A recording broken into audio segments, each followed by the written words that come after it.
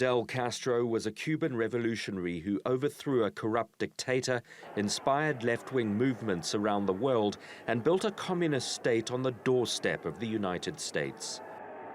He was born in 1926, the son of a wealthy sugar farmer. Castro turned his back on a life of privilege to become a revolutionary. On the 1st of January 1959, his rebel force marched into Havana and ousted right-wing dictator Fulgencio Batista. In 1961, Fidel Castro and his comrades founded the first communist state in the Western Hemisphere. Later that year, the US-backed invasion of the Bay of Pigs heralded the start of a bitter, decades-long face-off between Havana and Washington. But by the time he handed over power, he'd outlasted at least 9 US presidents, from Eisenhower to Clinton. After the Bay of Pigs invasion was repelled, Castro signed a defense pact with the Soviet Union, which led to nuclear missiles being stationed in Cuba. When America found out about it, President John F. Kennedy imposed a naval blockade on Cuba, and the tensions almost led to nuclear war. Washington also slapped tight sanctions on Cuba, but the brinkmanship worked, and Russia removed its nuclear weapons.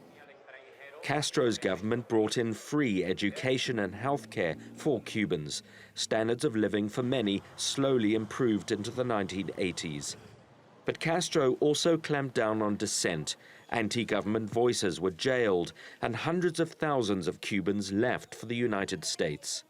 A second wave of emigration happened in the 1980s, greatly embarrassing the Cuban government. Soviet leader Mikhail Gorbachev visited Havana in 1989 to try and persuade Castro that change was coming and inevitable. But Castro refused to reform, and when the Soviet Union collapsed, Cuba was left stranded, and through the 1990s was in a dire economic state.